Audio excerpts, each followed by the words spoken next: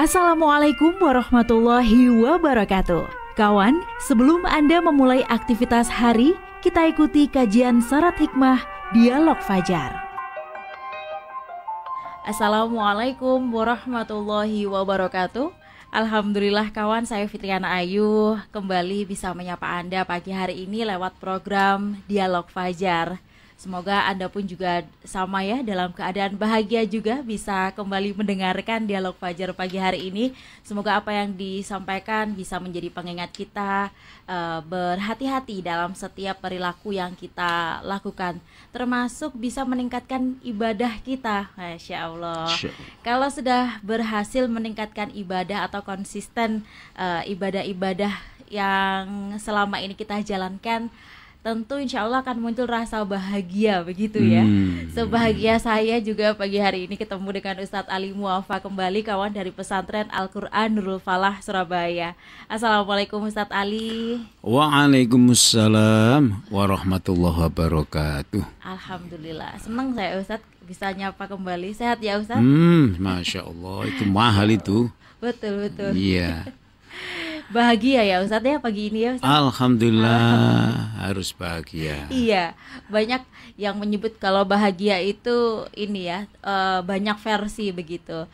Disesuaikan dengan level masing-masing. Ada yang bahagia, bisa bahagia kalau sudah melakukan sesuatu yang bermanfaat untuk orang lain. Ada yang bisa bahagia kalau rekeningnya ini terus bertambah gitu ya Ustadz ya. Banyak versi gitu soal bahagia gitu. Masya Allah. Tapi pagi hari ini kita memperdalam, kemarin sudah sehat ya Ustadz, sehat dengan zakat gitu ya. Kita lengkapi lagi kesempurnaan hidup itu dengan bahagia dengan sholat. Kok bisa ya Ustadz ya? Nah itu. Apa langsung bahagia atau sholatnya yang berapa lama atau harus yang seperti apa Ustadz? Selengkapnya bersama Ustadz Ali Muafa. Bismillahirrahmanirrahim. Assalamualaikum warahmatullahi wabarakatuh. Waalaikumsalam warahmatullahi wabarakatuh. Bismillahirrahmanirrahim. Alhamdulillahirabbil alamin. Allahumma shalli ala sayyidina Muhammadin wa ala alihi wa sahbihi ajma'in wattabi'in. Kawan, kita bersyukur kepada Allah Subhanahu wa taala masih ada menyelimuti kehidupan kita, yaitu rasa bahagia. Bener tak Mbak Ayu? Bahagia itu rasa ya? Iya, rasa, betul. Rasa ya? Maksudnya nggak bisa dicekel gitu ta? Iya, dirasakan. Ya Allah. Sehingga kalau ketemu kawan, kamu kok nampak bahagia gitu ya? Iya. Berarti nampak gitu ya. Iya. Ya baik kawan, jadi iya Mbak Ayu memang versinya rupanya banyak tadi Mbak Ayu bilang ya. Orang bahagia karena banyak harta. Orang bahagia karena persis tanggal 1 bulan ini mobilnya ganti. Alhamdulillah. Misalnya kan gitu ya. Iya, dan iya. seterusnya. Bajunya ganti, segala macam lah. Iya. Iya, itu bahagia. Tapi bahagia itu ada yang semu. Bahagia itu ada yang tertentu waktunya. Bahagia itu ada yang jeda sekian menit, sekian jam, sekian hari, dan lain-lain. Nah, ada bahagia itu yang lebih baik, lebih sempurna dari yang kita sebutkan tadi itu. Yaitu bahagia dengan sholat. Wah, ya opong. Ketika bilang begini itu anak-anak, aku sawedi nek dijak sholat lah, kok yang ngono toh. Kok ya seperti itu toh. Ada ya Ustadz ya. Loh iya. Mungkin itu di salah satu sentilan Allah, kita bicara hikmah ya. Tentang salah satu ayat dalam salah satu surat dalam Al-Quranul Karim ya. A'udzubillahi minasyaitonirrajim. Qad aflahal mu'minun alladzina hum fi sholatihim khoshi'un. Surat Al-Mu'minun persis juz 18 ini diungkapkan dalam firman Allah Ta'ala dengan kata-kata qad. Mbak Ayu jangan lupa, qad itu cuma 2 huruf, qaf sama dal, dikasih harokat fathah dan sukun, jadi qad. Itu adalah pernyataan Allah yang bahasa Indonesianya adalah sungguh. Masa Allah itu tidak sungguh. Allah yang Maha Benar mengatakan qad aflahal mu'minun. Sungguh orang-orang mukmin itu bisa sukses, bisa bahagia dengan cara apa? Yaitu alladzina hum fi sholatihim khoshi'un, dengan cara sholat. Saya juga yakin entah berapa persen di dunia ini ada manusia yang sholat, tapi justru ketika sholat itu dia tidak bahagia. Wah, na'udzubillah min dzalik. Na'udzubillah min dzalik itu adalah doa yang artinya, ya Allah, semoga aku dilindungi dari yang kayak gitu tadi. Yang kayak gitu apa? Yaitu orang sholat kok malah hatinya merasa sakit. Bukankah justru sholat itu yang menjadi bahagia bagi kita? Itu jaminan Allah Subhanahu wa Ta'ala. Memang patut kita bertanya, loh, yang kayak apa sholat kok bisa menjadikan kita bahagia? Sudah dijawab oleh Allah dalam Al-Mu'minun tadi itu, yaitu alladzina hum fi sholatihim khoshi'un, yaitu orang-orang yang di dalam pelaksanaan sholatnya itu dia betul-betul khusyuk. Pertanyaannya lagi, yang kayak apa yang khusyuk itu? Aku mau merem sampai ngantuk yo, eling daganganku. Katanya begitu. Iya, belajar lebih khusyuk. Lah ya. Ya mungkin ojo merem. Nah, aku gak merem tambah moco tulisan nang ngarepku. Itulah sehingga di dalam sholat itu ada beberapa akhlak, beberapa etika yang jangan sampai terjadi. Sholat di ngarep dewe, ya, di sop terdepan, tapi di punggungnya itu ada tulisan apa begitu ya. Itu bagi yang jamaah di belakangnya bisa-bisa menjadi gangguan dan seterusnya. Nah, jadi kawan, sholat yang khusyuk itu ternyata bisa membuat orang yang menjalankannya, mendirikannya menjadi bahagia. Pasti ya entah, sekali lagi 1-2 orang atau bahkan kita sendiri suatu saat atau suatu ketika ada di antara sholat yang kita lakukan itu tidak menghadirkan kebahagiaan. Kenapa? Karena tidak khusyuk. Khusyuk itu adalah hadirnya hati kita berdialog dengan Allah Subhanahu wa Ta'ala. Saya ulangi, khusyuk itu adalah, sholat yang khusyuk itu adalah hadirnya hati kita itu untuk bisa merasakan tatap muka, bermuajah, berdialog dengan Yang Maha Esa, Allah Subhanahu wa Ta'ala. Jadi kalau tidak bisa khusyuk begitu, ya rasanya matematika kita ngomong, ya gak iso kita bahagia. Tersiksa yang ada. Wong setan itu ampun-ampun Mbak Ayu.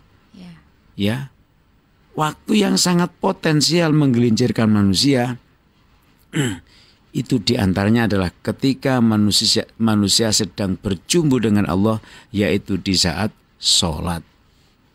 Kawan, kita masih ingat Nabi itu kalau saat malam itu Masya Allah, ya, rasanya tak bisa kita ikuti. Kenapa? Lamanya, khusyuknya, rupanya nikmatnya kita bisa membaca. Kenapa? Karena beliau merasakan sedang berjumpa, sedang berdialog, sedang bertemu, sedang bertatap muka dengan sang kekasih yang memberikan kasih sayangnya, yaitu Allah Subhanahu wa Ta'ala. Maka di antara kalimat yang sangat luar biasa kita lantunkan adalah, ya Allah, iyyaka na'budu. Iyyaka itu bahasa Indonesianya adalah hanya kepadamu. Na'budu, kami menyembah. tidak bisa dibaca na'budu iyyaka karena maknanya menjadi berbeda. Ya. Kalau iyyaka hanya kepadamu, ada kalimat hanya. Pernyataan kita hanya kepadamu kami menyembah ya Allah. Dan wa iyyaka nasta'in. Dan hanya kepadamu kami mohon pertolongan. Kenapa kok hanya kepadanya kita mohon pertolongan? Pasti hati kita mengatakan, karena yang mampu menolong aku hanya Engkau. Lihatlah Nabi Yakub. Lihatlah nabi-nabi yang lain, Nabi Muhammad. Lihatlah bagaimana Nabi Ibrahim. Dan seterusnya dan seterusnya. Kalau kita lihat nabi-nabi yang Masya Allah diuji oleh Allah sedemikian rupa itu. Tapi mereka semakin dekat kepada Allah Ta'ala.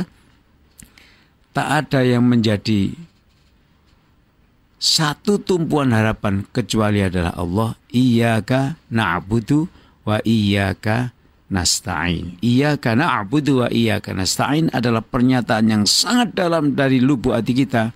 Hanya kepadamu ya Allah aku menyembah. Hanya kepadamu aku mohon pertolongan. Ketika kita mengatakan mohon pertolongan tuh Mbak Ayu, rasanya masalah itu terus habis. Rasanya masalah kita. Dan di otak kita, di hati kita itu tersusun redaksi yang panjang. Iya betul. Minta pertolongan apa itu tersebut semua. Lu padahal kalau dimeniti gitu, misalnya ada orang lain kita suruh meniti, ya tidak lama juga. Tapi kita mampu menyebut 3 yang perlu ditolong, atau 4 yang perlu ditolong, atau 5 atau 10, atau bahkan lebih dari itu. Tapi kalimatnya satu. Iyyaka na'budu wa iyyaka nasta'in. Lah, kemampuan kita khusyuk ya di hadapan Allah itu tergantung juga kekuatan batiniah kita. Nah, disitulah maka para ulama membantu kita. Tentu inspirasi dari Rasulullah SAW, tentu dari surat yang saya baca tadi, ya, surat Al-Mu'minun ayat 1 dan 2 dan seterusnya, bahwa kita harus minimal mengerti apa yang kita baca. Lalek Kak Ero Mbak Ayu artinya, ya apa ya caranya khusyuk itu ya? Ada orang yang tidak mengerti maknanya, tapi khusyuknya itu, Yus khusyuk lahir batin, pokoknya dia nggak tahu, pokoknya Allah saja, gak iso ngomong apa-apa. Arti yang dibaca juga nggak tahu.